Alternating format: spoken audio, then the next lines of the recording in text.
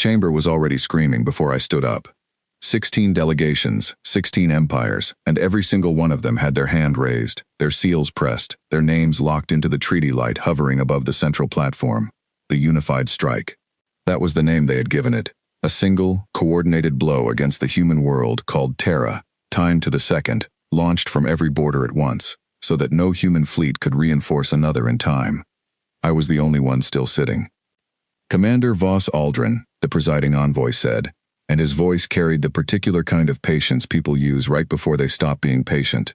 The HFY seat has not signed. I stood slowly. Every eye in that chamber turned toward me, and I felt the weight of 16 empires deciding, in that exact moment, whether I was a coward or a fool. The HFY seat will not be signing, I said. The silence that followed was worse than shouting. Then the shouting started anyway. Ambassadors from the Threll Combine were on their feet, voices rising over each other, demanding to know if the Dominion had lost its nerve, if we intended to sit safely behind our borders while the rest of the galaxy bled to secure our future for us. Someone from the Yavin Concord called it betrayal. Someone else called it worse. I let them finish. I had expected this. You are not wrong to be angry, I said, once the noise had thinned enough for my voice to carry. You have all lost ships, colonies, sons and daughters. I understand the anger.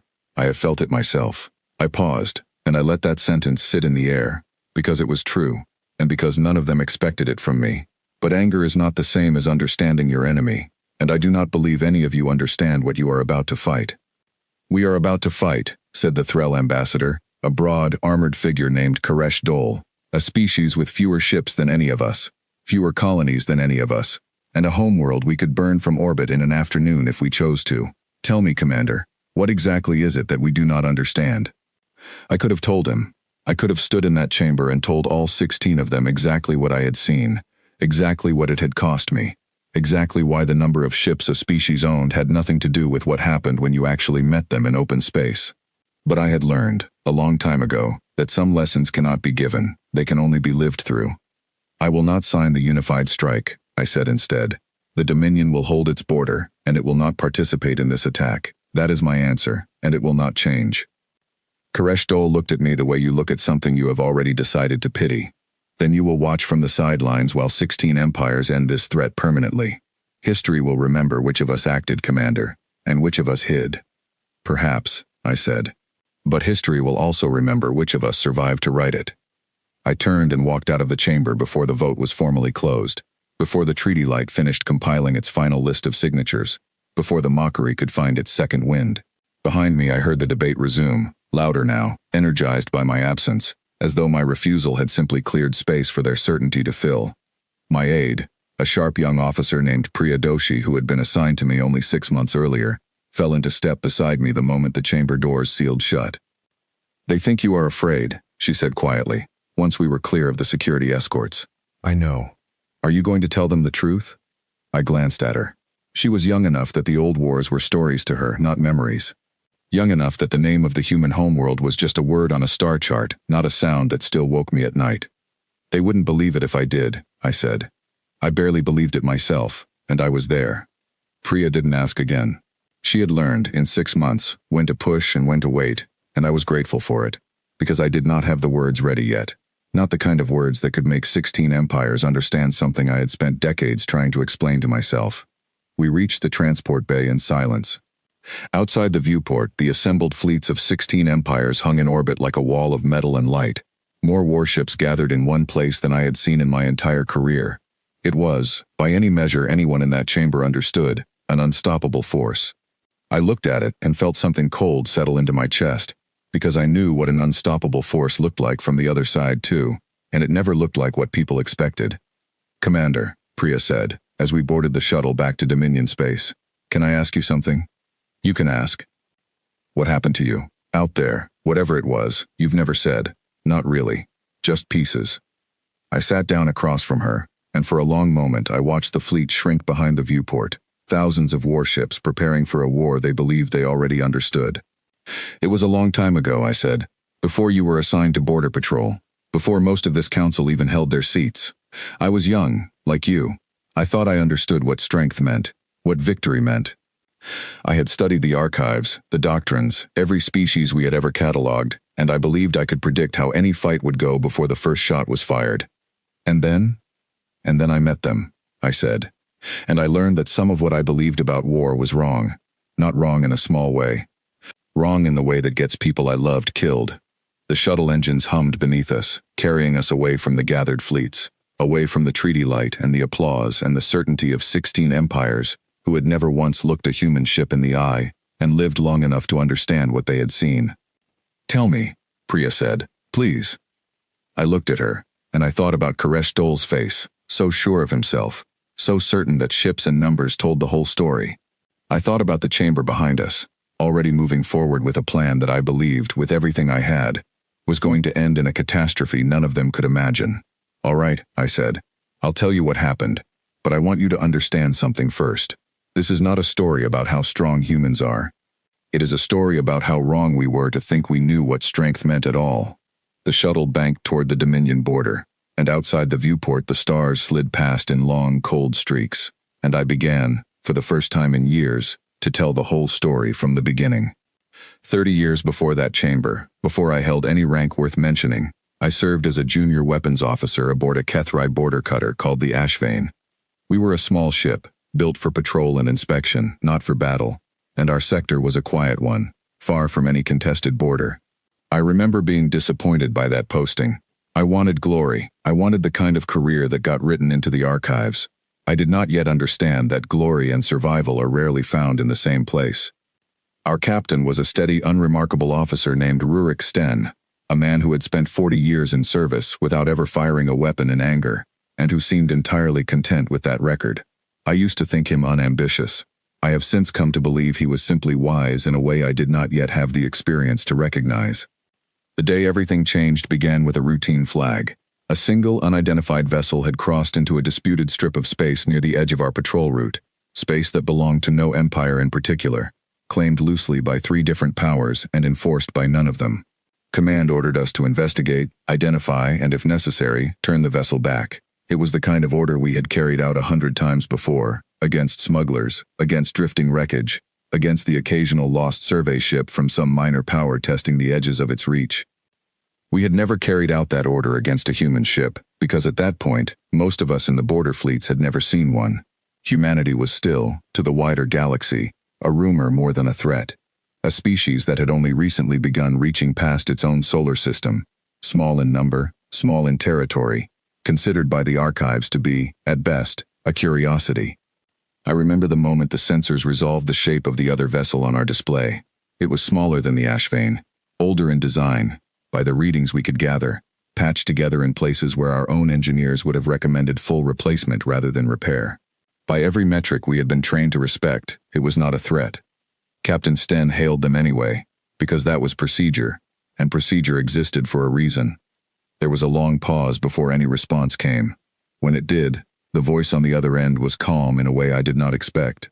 Not defiant, not frightened, simply calm. The way a person sounds when they have already decided how a conversation is going to end, and are only waiting for you to catch up. "This is the Kestrel," the voice said. "We hear you. We are not looking for trouble out here." Captain Sten explained, patiently, that the sector was disputed, that they were required to identify their cargo and their business, and that if everything checked out they would be permitted to continue on their way.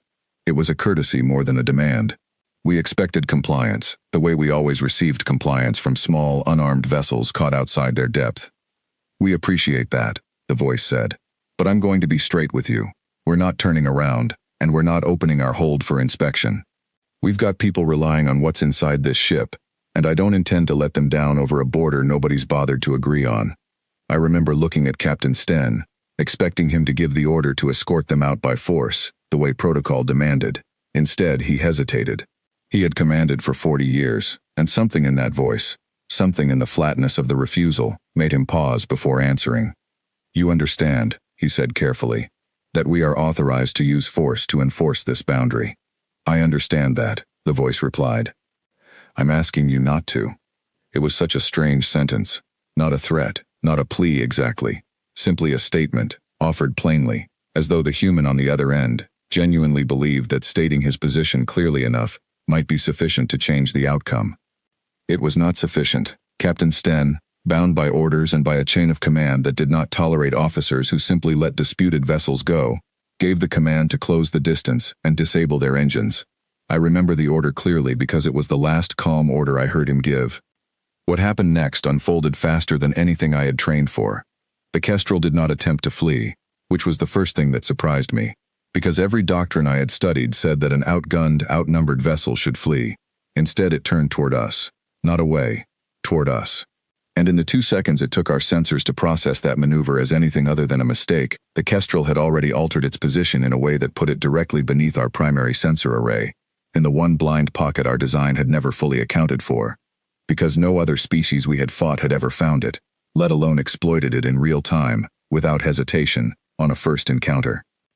I remember shouting a warning. I remember Captain Sten's voice, still calm, ordering evasive maneuvers, and I remember that it was already too late, because the human ship's weapons, which our scans had rated as minimal, unleashed a burst of fire concentrated with a precision that told me, even in that terrified instant, that every shot had been aimed with intention rather than desperation. Our shields held, barely. The ash veins shuddered under the impact, alarms flooding every station, and I remember the strange, sick realization that a ship half our size, carrying weapons our own engineers would have called outdated, had just landed a blow that took nearly a third of our shield capacity in a single exchange. Captain Sten ordered a full response. I remember his voice cracking, just slightly, the first time I had ever heard it do so, as he gave the order to fire everything we had. We should have won. By every measure that mattered to the archives, we should have won easily, but the Kestrel moved like nothing I had ever fought.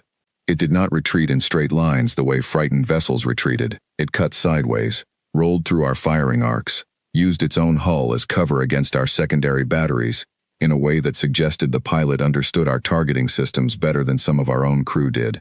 Every maneuver it made bought it time. Every second of time it bought translated into another burst of return fire, concentrated, precise, aimed not at our hull broadly but at specific systems, as though the human crew had studied exactly which components would hurt us most, and had decided, calmly, deliberately, to remove them one at a time. They took out our long-range communications array first, then our secondary engine cluster, then, with a shot that I still remember with a clarity that unsettles me even now, they took out the forward weapons battery I was personally responsible for monitoring, and I watched the display in front of me go dark, and I understood, in that moment, that we were losing. Captain Sten gave the order to disengage. It was the right order. It was also too late. The Kestrel did not let us disengage cleanly. It pursued, matching our retreat with a speed that our own logs later suggested should not have been possible given the age of their engines, and it continued firing, and I remember Captain Sten shouting for damage control, shouting for a status report on the engines, shouting orders that were becoming less and less coherent as the bridge around us filled with smoke and the sound of failing systems. We lost our navigator in the second wave of impacts. I remember his name, though I will not say it here, because some names are not mine to give away for the sake of a story. I remember the sound the hull made, a deep groaning shudder that I felt in my teeth more than I heard with my ears. I remember Captain Sten pulling me bodily away from my station, as a support strut gave way exactly where I had been standing a moment before. We survived. The ash vein limped out of that engagement with less than half its crew still able to stand, its weapons gone, its engines barely functional, its captain injured badly enough that he would never again serve in an active command. We survived because the Kestrel, having crippled us thoroughly enough to guarantee we posed no further threat, simply let us go. It did not finish us. It did not need to. It had already won, decisively, and it chose to stop the moment the outcome was no longer in question. I remember the last transmission we received from them, right before they broke contact and continued on their original course, the same course they had told us from the very beginning they had no intention of changing. "We didn't want this," the voice said, and it was the same calm voice from before, entirely unchanged by what had just happened, as though the battle had been nothing more than an unfortunate delay in an otherwise ordinary day. "You should have let us pass. I hope you make it home safe." Then they were gone, and we were left drifting in a sector no empire truly claimed, our ship broken, our crew reduced, our captain's career effectively ended, all because a single small vessel, rated by every archive we owned as no meaningful threat, had refused to be turned back, and had been entirely correct in its confidence that it did not need to be. I did not understand, in that moment, what I had actually witnessed. I thought it was luck, I thought it was an unusual crew, an exceptional pilot, a single unrepeatable event that had simply gone badly for us. It took me years, and several more encounters far worse than that first one, to understand that I had not witnessed an exception at all. I had witnessed the baseline. By the time our shuttle reached Dominion space, Priya had gone quiet in a way I recognized. It was the silence of someone recalculating everything they thought they understood about the galaxy, and I let her sit with it, because I remembered what that silence felt like from the inside. The Dominion's ruling council was waiting for me before I had even finished removing my travel gear. Word had reached them faster than I had, which did not surprise me. 16 empires signing a war and 1 seat refusing was the kind of news that moved through diplomatic channels at a speed no shuttle could match. The council chamber on Dominion Prime was smaller than the convocation hall, quieter, built for arguments between people who had known each other for decades rather than performances for an audience of strangers. 6 counselors sat at the long table, and at its head sat First Counselor Rena Ostrick, a woman who had guided the Dominion through 3 separate border crises without losing a single colony, and who did not appreciate being embarrassed in front of the wider galaxy. "Explain yourself, Commander," she said, before I had even taken my seat. "You were sent to that convocation with clear instructions to sign the accord alongside every other empire in attendance. Instead, you refused, publicly, in front of representatives who will now spend the next decade calling the Dominion cowards. I want to understand why." I had rehearsed this conversation 100 times on the journey home, and every version of it had felt inadequate. I tried anyway. "Because signing that accord would have been a mistake," I said. "Not a moral mistake, a strategic one. I believe the unified strike as it is currently planned will fail, and I believe it will fail in a way that endangers every empire involved, including our own, if we are seen as part of it." Councillor Dresh Malvorn, seated to Ostrick's left, made a small sound of disbelief. 16 empires, Commander. Combined fleets larger than anything assembled since the Threll Wars. Coordinated timing designed specifically to prevent human forces from reinforcing each other. You believe this will fail? "I believe humans do not fight the way our doctrine assumes they will," I said, "and I believe that assumption is going to cost every empire that made it far more than they expect." "Based on what evidence?" Ostrick asked. I told them. I told them about the Ashvane, about Captain Sten, about a ship half our size that had crippled us without needing to destroy us, and had done so with a calm, methodical precision that had never once resembled panic or desperation. I told them about the years that followed, the additional encounters I had studied, first as a survivor trying to understand what had happened to me, and later as an officer specifically assigned to compile intelligence on human engagement patterns for the Dominion's own archives. "The pattern is consistent," I said. "Every recorded engagement with human forces, going back 3 decades, shows the same behavior. They do not retreat when outnumbered, not in the way our own doctrine defines retreat. They reposition.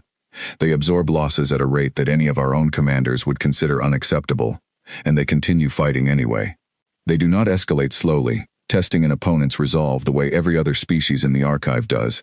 They escalate immediately, completely, and they do not de-escalate until the specific objective they were pursuing has either been achieved or has become provably impossible. That is simply aggression," Malvorn said. "Every species is capable of aggression under the right conditions." "It is not aggression," I said. "Aggression is emotional. What I am describing is procedural. Humans fight as though losing is not a permanent condition to be avoided at all costs, but a temporary state to be corrected. Our own commanders are trained to preserve fleets, preserve position, preserve the appearance of strength, because for every empire in that chamber today, strength is the entire foundation of political legitimacy. A commander who loses too many ships loses standing. A commander who loses standing loses command. Our entire military culture is built around avoiding decisive engagement unless victory is close to guaranteed. And humans are not," Ostrick said. It was not a question. "Humans do not appear to share that constraint," I said. "From what I have compiled, their command structures reward commanders who achieve objectives, not commanders who preserve resources while achieving nothing. A human commander who loses half a fleet to secure a critical position is treated very differently in their record than one of our own commanders would be treated for the same loss. I believe this changes everything about how they calculate risk in a fight. They do not need to feel confident of victory to commit fully to an engagement. They only need to believe the objective matters enough." The chamber was silent for a long moment. I could see, in the faces around that table, the same reaction I had seen in the convocation hall, except quieter, more considered. Because these were people who had spent their careers weighing exactly this kind of intelligence. You are suggesting, Malvorn said slowly, that the unified strike will not intimidate them into surrender. I am suggesting it will do the opposite, I said. 16 empires, striking simultaneously, without warning, at every human colony and border position at once. From our perspective, that is overwhelming force, meant to end a conflict before it can properly begin. From their perspective, based on everything I have studied about how they respond to threats, I believe it will be interpreted as exactly one thing, an existential attack, launched without provocation, by every power in the region at once. And I do not believe humans respond to existential threats with negotiation. I believe they respond to existential threats by committing every resource they have toward ending the threat permanently. They have a fraction of our combined military strength, Ostrich said. They had a fraction of the Ashvane's strength too, I said. And they crippled us without losing a single system of their own that we were able to confirm. I am not telling you humans cannot be defeated. I am telling you they cannot be intimidated into surrender by a show of force. Because I do not believe surrender, as a concept, factors into their strategic thinking the way it factors into ours. I believe every human commander assumes, going into any engagement, that losing today does not mean losing the war, and that assumption changes every single calculation that follows from it. Counselor Yura Beskov, who had said nothing until this point, leaned forward. She was the oldest member of the council, old enough to remember conflicts that predated even Captain Sten's career, and when she spoke, the room quieted further out of simple habit. I served during the Threll border conflicts, she said. I remember what it looked like when an opponent refused to behave according to our doctrine. It is not comfortable. It is not something our commanders are trained to counter, because our commanders are trained against opponents who think the way we think. Commander Aldrin, if what you are describing is accurate, what do you believe will actually happen once the unified strike is launched? I chose my words carefully, because I understood that whatever I said next would either be remembered as prophecy or as the words of a man who had let one bad memory poison 30 years of judgment. I believe the initial strikes will succeed, I said.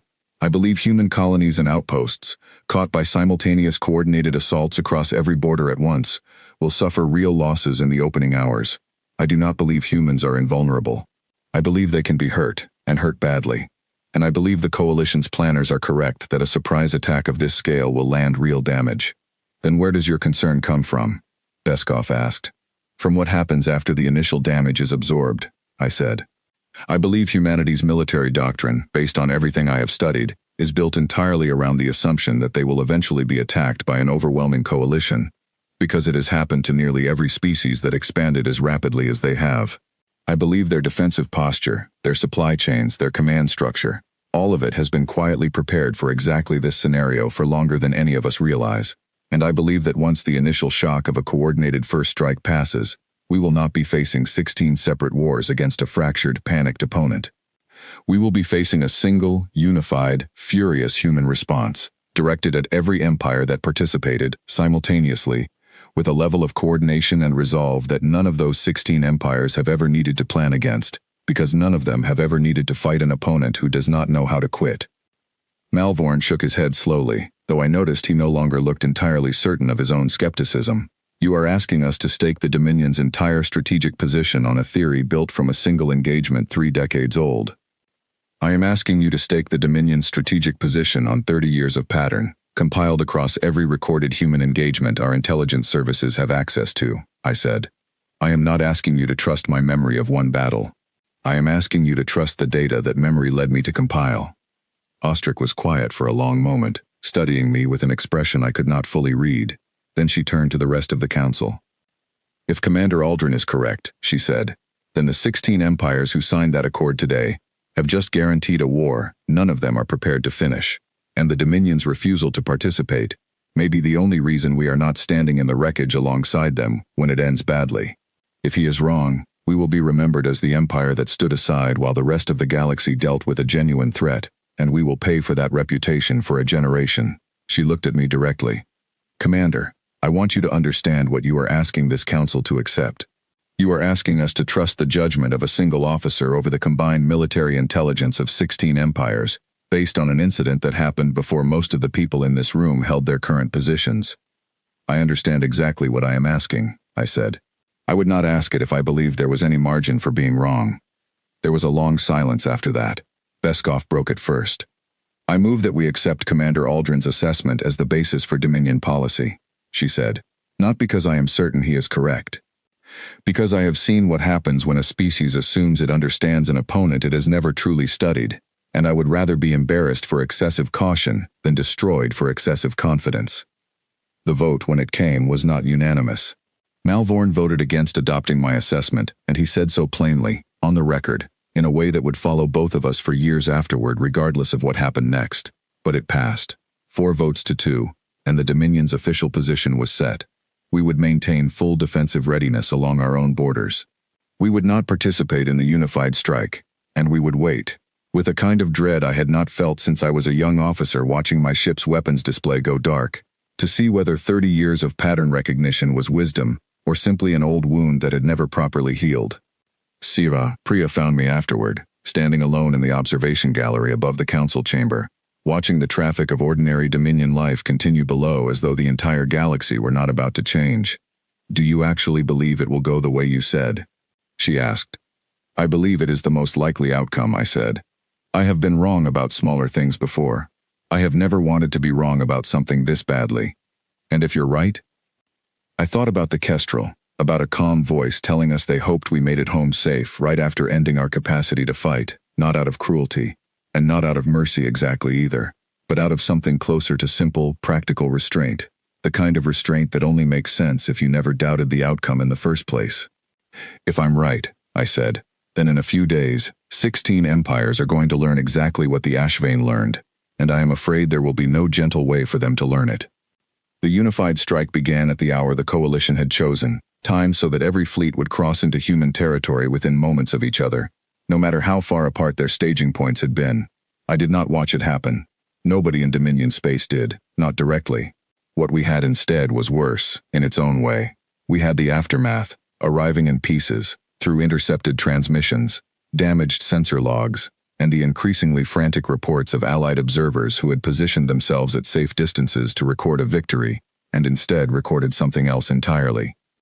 The first reports were good news, and I want to be honest about that, because I do not want to pretend I predicted every detail correctly. The initial strikes did land. Human outposts along 3 separate borders were hit hard in the opening minutes, before their defense networks had finished spinning up to full readiness. Colony shields that should have held for hours collapsed in tens of minutes under combined coalition bombardment. Several smaller human settlements, positioned too close to contested borders, were forced to evacuate entirely, and for the first several hours, every channel I had access to carried the same tone of controlled celebration. The theory had worked. The surprise had been real. Humanity had been caught exactly as unprepared as the coalition's planners had hoped. I remember sitting in the Dominion's Tactical Operations Center during those first hours, watching the reports scroll past, and feeling something I had not expected to feel, which was doubt in my own judgment. Perhaps I had been wrong. Perhaps 30 years of memory had distorted itself into something larger and more permanent than the actual event deserved. Perhaps this was simply how wars against smaller powers were supposed to go, brutal and swift and decisive, and my caution had cost the Dominion nothing but a temporary embarrassment in front of our neighbors. That feeling lasted for roughly 6 hours. The first sign that something had shifted came from the Threll Combine's forward positions, along what they called the Ilsen Corridor, one of the primary staging routes their fleet had used to launch its portion of the strike. Reports there had been triumphant in the opening hours, describing successful strikes against 2 human outposts with minimal Threll losses. Then, abruptly, the tone of those reports changed, and then the reports stopped entirely, replaced by an emergency broadcast requesting immediate reinforcement, followed shortly after by silence. I remember the operations officer who brought me that update, a young man named Callum Reyes on loan from our own listening post nearest the Threll border, and the particular stillness in his voice as he read it aloud. "They're saying human forces counterattacked into the corridor itself," he said, "not defended their remaining outposts, attacked the staging route the Threll fleet used to get there in the first place." "How is that possible?" I asked. "That route runs entirely through neutral space." "There were no human forces stationed anywhere along it before the strike began." "There weren't," Reyes said. "According to this, there are now. A significant number of them. Enough that the Threll rearguard, which was supposed to be a minimal holding force, was overrun within an hour.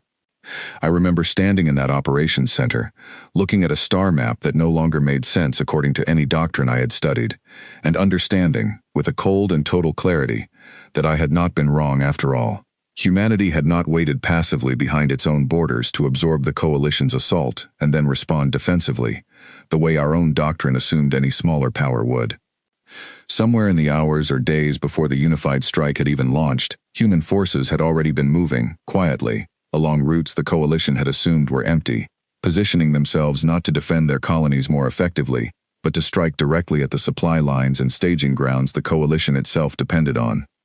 They had known, not the specific timing perhaps, not every detail of the coalition's plan, but they had known, in the broad strokes, that an attack of exactly this shape was coming, and they had prepared for it in a way that assumed the coalition's own confidence and coordination would be its greatest weakness. Over the following 2 days, the pattern repeated across every front. The Eye of Concord's second wave, intended to reinforce their initial strike force, found its transit route contested by human vessels that had no business being there according to every piece of intelligence the Concorde possessed. The Vandrai Assembly's flagship, a vessel considered nearly untouchable by any single opposing force, was disabled by a coordinated strike from a group of smaller human vessels that used the exact blind spot in its sensor array that I remembered, with a sick lurch of recognition, from my own encounter 3 decades earlier. It was not the same weakness by coincidence. It was the same weakness because every major empire in that coalition had built its warships along broadly similar principles, optimized for engagements against opponents who fought the way our doctrine expected opponents to fight, and humanity had spent decades learning exactly where those principles failed. By the 3rd day, coalition command centers across 16 empires were no longer coordinating an offensive. They were managing a retreat, and managing it badly, because retreat was not a maneuver any of their doctrines had spent much time refining. Ships that had been ordered forward in tight, coordinated formations found themselves scattered, cut off from resupply, harried by human forces that seemed to understand exactly which routes led to safety, and had positioned themselves along every single one. I remember the moment the scale of it became fully clear to me, not through any official report, but through a single intercepted transmission that our listening post had captured and forwarded to Dominion Command without fully understanding what it contained. It was a human fleet commander, addressing what sounded like a subordinate unit, and the recording was imperfect, fragmented by distance and interference, but the portion that came through clearly enough to translate stayed with me long after I first heard it. They came at every border at once, because they thought that meant we couldn't respond fast enough to any single front, the voice said. They were right about that. We can't respond fast enough to 16 separate attacks if we treat them as 16 separate problems, so we didn't. We treated it as one problem, because that's what it actually was, and we've been ready for one problem like this for a long time. I remember Priya standing beside me when that recording played, and I remember the look on her face, which was not fear exactly, but something closer to the particular vertigo of watching an assumption you had built your entire understanding of the galaxy around simply dissolve in real time. They planned for this specific scenario, she said, not just prepared generally, planned for exactly this. I believe they have been planning for something like this for longer than any of us realized, I said. I believe every human colony, every outpost, every supply route we assumed was built for ordinary expansion, was also quietly built with this exact possibility in mind. A coordinated attack by every power in the region at once is not a scenario humanity feared happening eventually. I believe it is a scenario they assumed was inevitable, and prepared for accordingly. By the end of the first week, the losses across the coalition had reached a scale that none of the 16 empires had experienced in living memory, not from any single engagement, but from the accumulated toll of a strategy that had assumed decisive early victories would end the conflict quickly, and instead had simply opened the door to a sustained human response that showed no signs of slowing as it continued. The Threll Combine lost nearly a third of the fleet it had committed to the Ilsen Corridor, not in the opening strike, but in the 3 days of chaotic retreat that followed the human counterattack on their staging route. The Eye of Concord's second wave never reached the front at all, diverted so many times by contested transit routes that it eventually simply turned back, its commanders unwilling to risk a fleet that had not yet fired a shot in anger being ground down by attrition before it ever engaged. The Vandrai Assembly fared worst of all. Their flagship, disabled early, became a symbol across the entire coalition of how badly the initial assumptions had failed, and the loss of morale that followed its capture spread through Allied command channels faster than any single tactical setback could account for on its own. I remember reading the reports from Vandrai Command in the days that followed, reports that had shifted, almost overnight, from confident projections of victory to increasingly desperate requests for any intelligence at all on how to negotiate a cessation of hostilities before the damage became irreversible. I did not feel vindicated watching those reports arrive. I want to be honest about that too. I had spent 30 years believing I understood something about humanity that the rest of the galaxy did not, and being proven correct did not feel like victory. It felt like watching a warning I had given, as clearly as I knew how, arrive too late to change anything for the people who had needed to hear it most. Priya asked me, near the end of that first terrible week, whether I thought it could have gone differently, if the coalition had listened. I don't know, I said.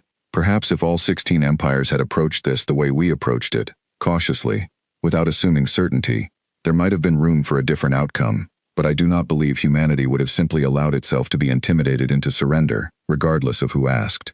I believe the only real choice any of us ever had was whether to be part of the attack that provoked this response, or to stand apart from it. The Dominion made its choice. The rest of the galaxy is only now discovering what theirs actually cost.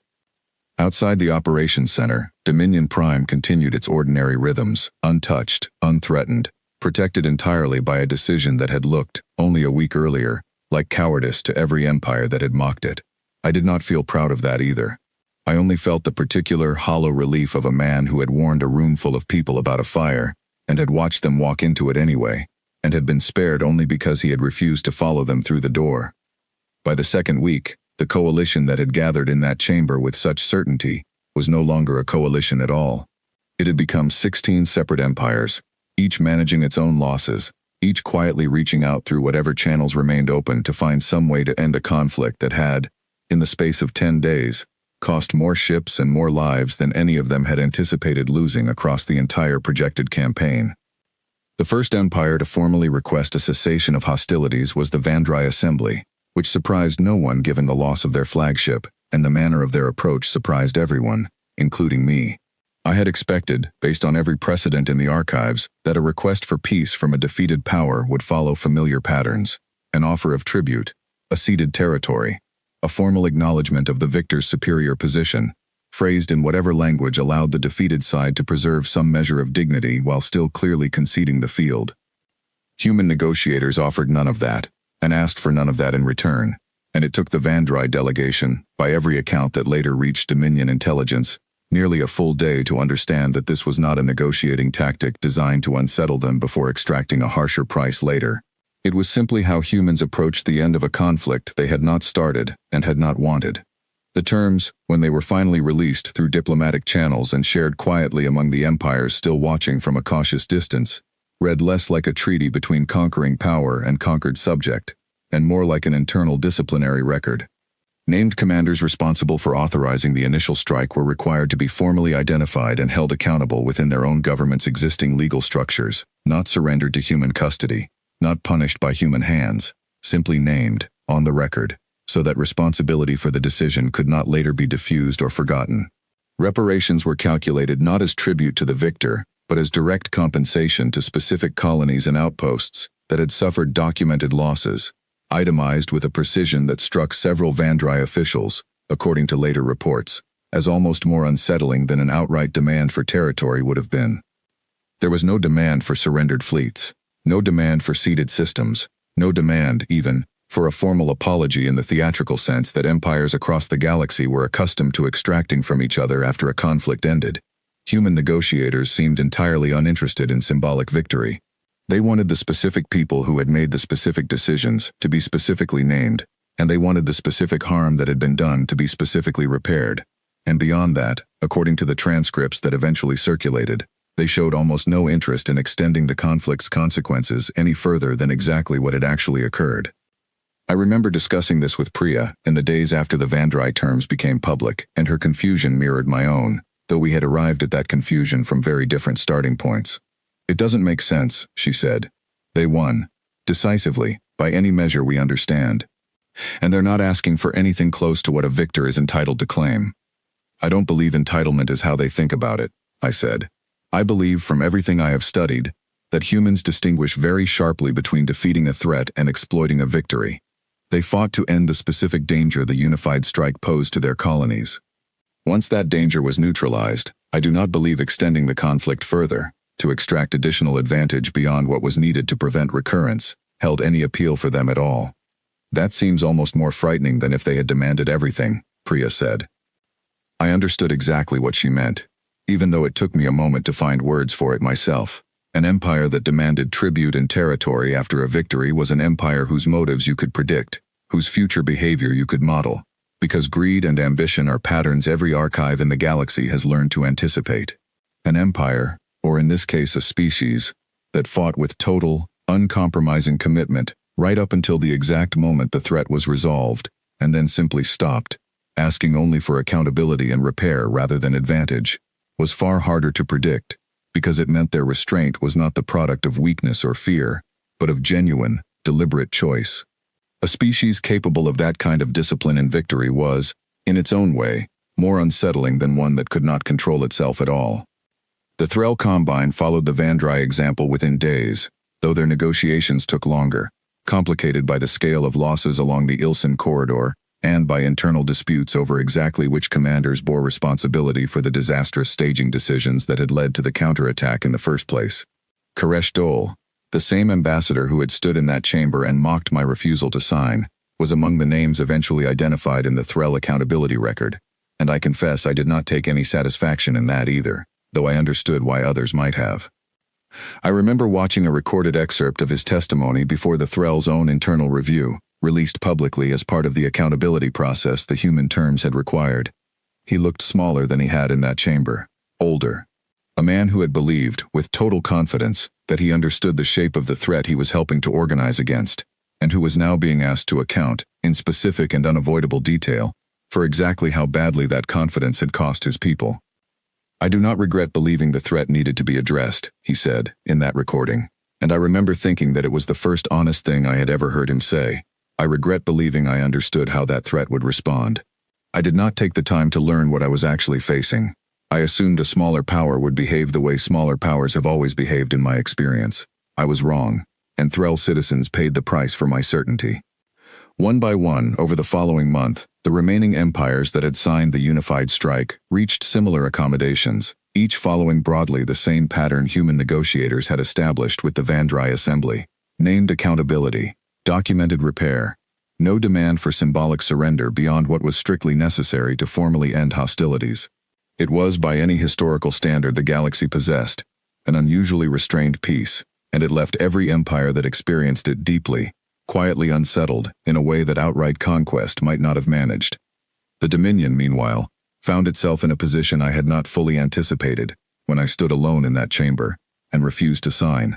Word of our refusal, and the reasoning behind it, had spread through diplomatic channels alongside the news of the coalition's losses, and empires that had mocked us only weeks earlier began approaching Dominion representatives with a very different tone. Requests for consultation, requests for access to whatever intelligence had informed our decision.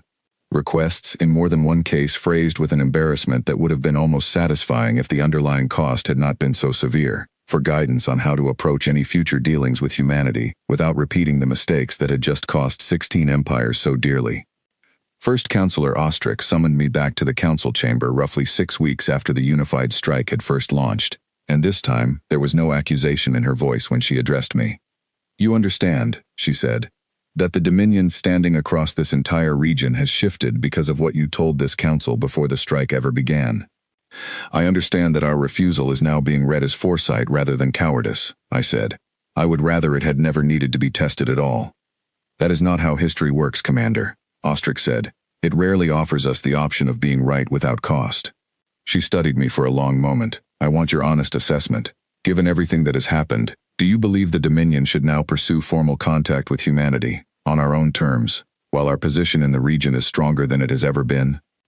I thought about that question longer than I had thought about almost any question in my career, because I understood exactly what was being asked of me, and I understood that my answer would shape Dominion policy for a generation, the same way my refusal in that chamber already had. "I believe we should," I said. "Not because I believe humanity poses no danger. I have spent 30 years arguing precisely the opposite, and everything that has happened in the past 6 weeks has confirmed every warning I gave this council.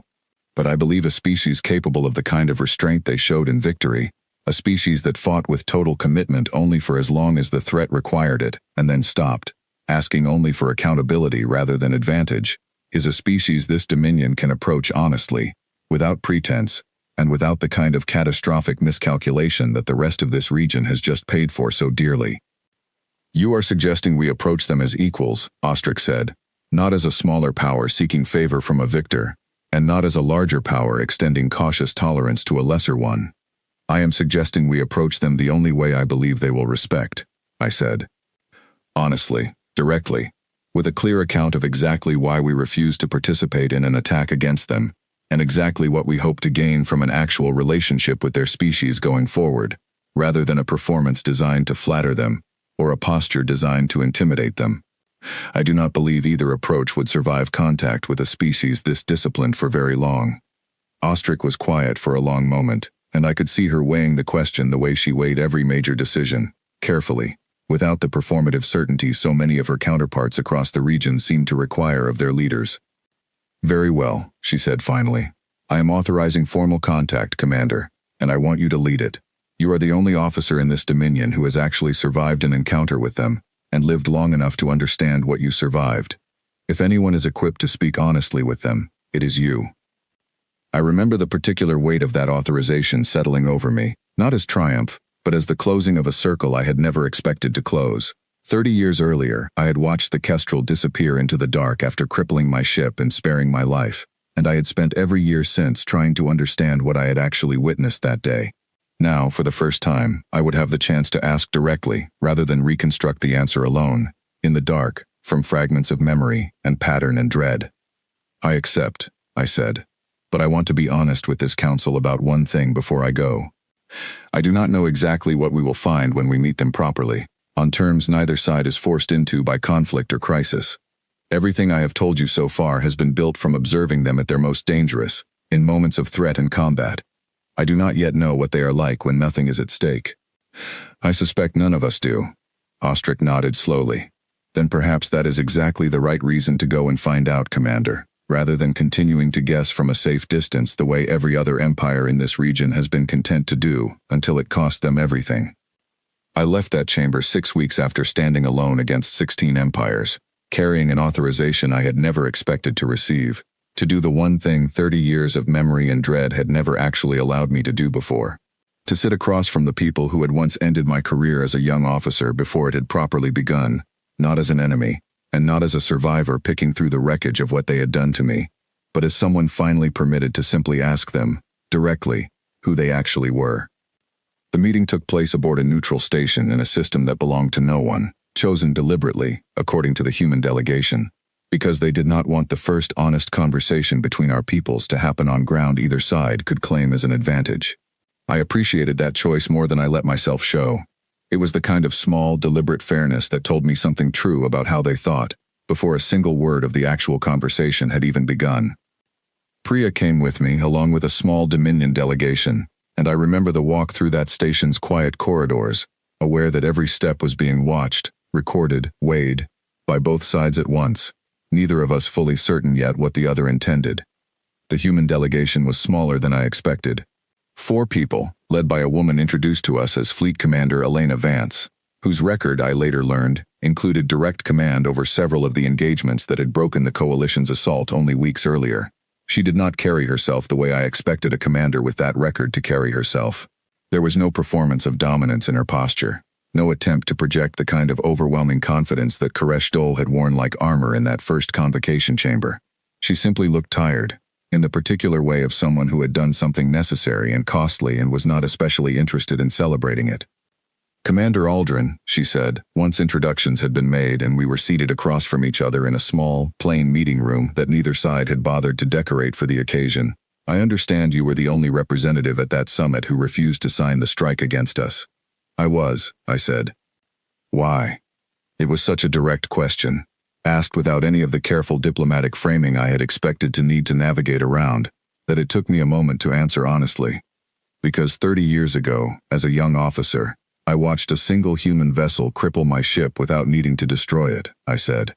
I did not understand, at the time, what I had seen, It took me 30 years to understand it well enough to warn my own government against making the same mistake 16 other empires made only weeks ago. Commander Vance studied me for a long moment. The Kestrel, she said. That was the ship's name. I looked into the old records once I heard a Dominion officer had specifically referenced an encounter with a human vessel decades before any of us had proper contact with your region. It took some searching, but the report matched. Small transport, disputed border space, no casualties on the human side, moderate damage to a Kethri border cutter. You know the incident, I said, surprised despite myself. I know it because the crew of that ship filed a full report when they returned home, she said. As does every human vessel that engages in combat, regardless of outcome, regardless of whether anyone back home would ever have reason to ask about it.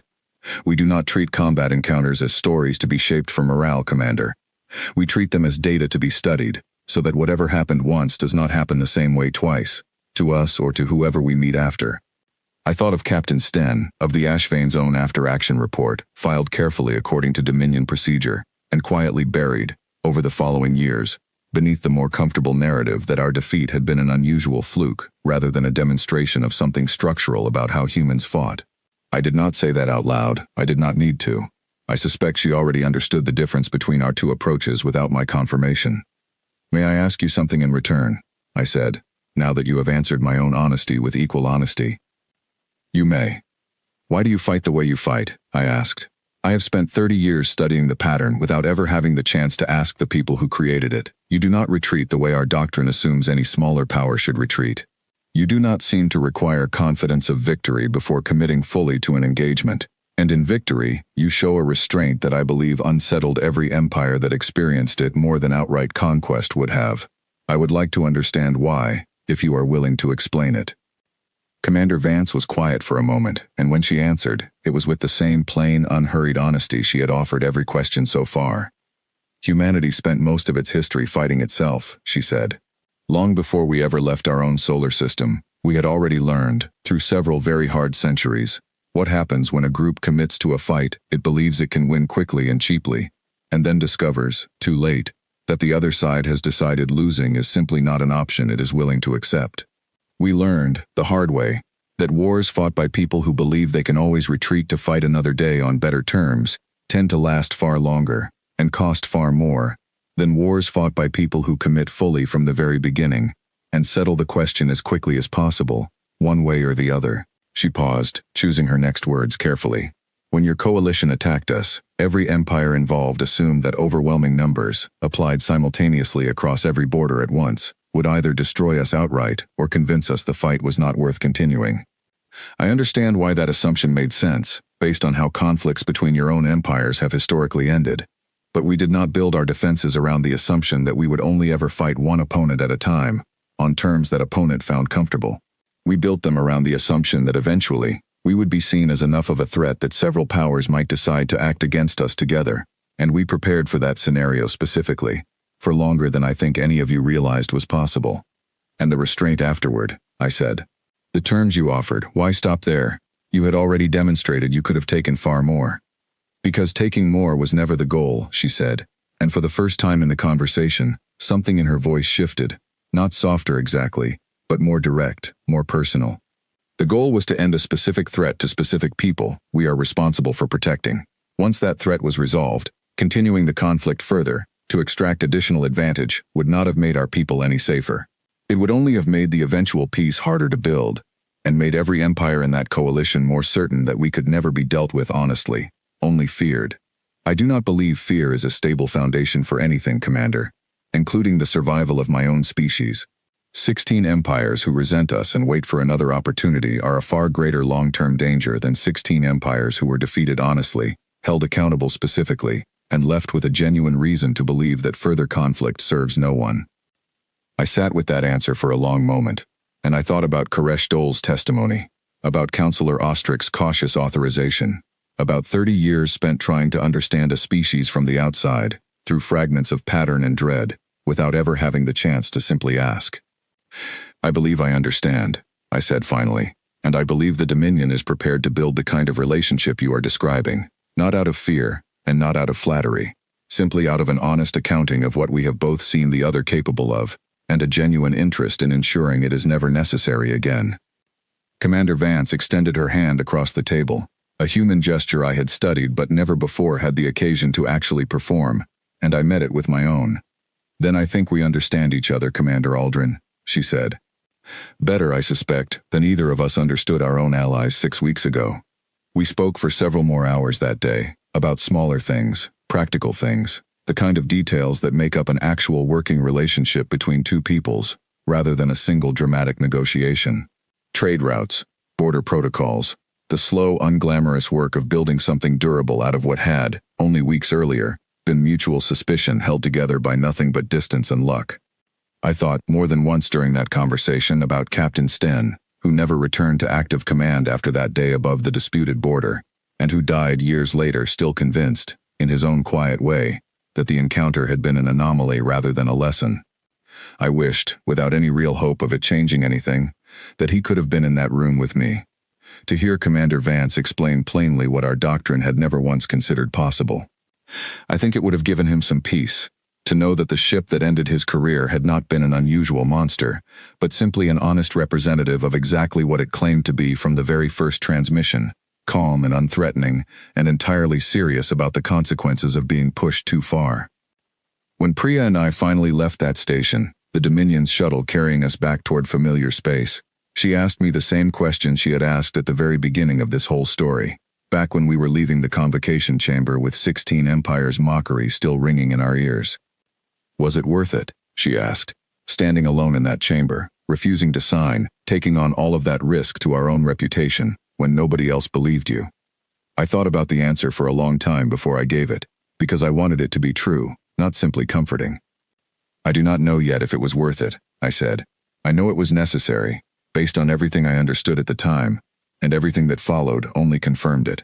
But worth is not something you get to measure the day the decision is made, Priya.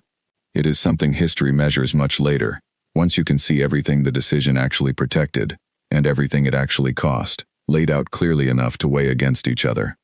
"What do you think history will say?" she asked. I looked out at the stars sliding past the viewport, the same cold, familiar streaks of light I had watched 30 years earlier, leaving a battle I barely survived, not understanding yet what I had witnessed, or what it would eventually cost me to finally understand it. "I think history will say the Dominion was the only empire willing to ask a question before assuming it already knew the answer," I said, "and I think, if we are careful, and if we remain as honest with humanity going forward as they were with us today, history may eventually say that refusal was the single most important decision this Dominion ever made. But I have learned, over 30 years, not to trust my own certainty too far ahead of the evidence. I will let history decide that part on its own time, the same way it decided everything else." The shuttle carried us onward, past the last markers of neutral space and back toward Dominion territory, and behind us, the station where our two peoples had finally spoken to each other honestly for the first time, grew smaller and smaller against the dark, until it disappeared entirely, leaving only the stars, and the long, uncertain work of building something new out of everything that had almost gone catastrophically wrong. In the years that followed, the Dominion became the first Kethri power to establish a formal, lasting relationship with humanity, built not on the fear that had shaped every other empire's dealings with them, and not on the flattery several desperate governments attempted once the scale of their miscalculation became clear, but on the plain, uncomfortable honesty that Commander Vance and I had exchanged in that quiet, undecorated room. It was not always an easy relationship. Humans, I learned over the following years, could be as difficult and unpredictable in negotiation as they were formidable in conflict, and more than once our own council debated whether the arrangement was proving as valuable as I had originally argued. But it held. Trade expanded between our peoples in ways that benefited both sides more evenly than any agreement the Dominion had previously managed with a foreign power. Joint patrols along contested regions, staffed by mixed Dominion and human crews, became common enough within a decade that the novelty of it wore off entirely, replaced by the ordinary, unremarkable rhythm of two allied forces simply doing their jobs together. Priya, who had stood beside me through the entire arc of that crisis, eventually took command of one of those joint patrol vessels herself, and I remember the quiet pride I felt the day she reported for that first assignment, carrying forward a relationship neither of us could have predicted the shape of when we first walked out of that convocation chamber together. I never stopped thinking about the Kestrel, or about Captain Sten, or about the 16 empires who learned, at enormous cost, a lesson the Dominion had been fortunate enough to learn secondhand, through the memory of a single frightened officer, who had simply refused to let that memory be forgotten. I do not believe humanity was ever the monster some of those empires initially feared, nor the miracle others eventually tried to claim credit for befriending. I believe they were simply, consistently, exactly what they had shown themselves to be from the very first transmission aboard the Ashvane, decades before most of the galaxy ever thought to take them seriously. Calm, deliberate, willing to be pushed only so far, and entirely unwilling to pretend otherwise once that line had been crossed. The rest of the region eventually rebuilt its own relationships with humanity, following in broad terms the same honest path the Dominion had walked first. It took longer for some empires than others, and I do not believe every wound from that conflict has fully healed, even now, years later. But no coalition has ever again gathered to sign a unified attack against them, and I do not believe any government in this region has forgotten, even briefly, exactly why that particular lesson only ever needed to be taught once. I retired from active command not long after Priya took her own post, content, for the first time in 30 years, to let the story I had carried alone for so long finally belong to more people than just myself. I still think, sometimes, about that calm voice over the comm channel, all those years ago, telling a crippled Kethrai crew that it hoped we made it home safe, right after ensuring, without malice and without hesitation, that we would never again mistake gentleness for weakness in anyone who spoke that way. I think it is, in the end, the truest thing anyone ever told me about who humanity actually was. Not an empire like any other, measuring its worth in territory and tribute and the performance of strength. Simply a people who meant exactly what they said, every time, and who were never, in all the years I came to know them afterward, anything less than entirely serious about it.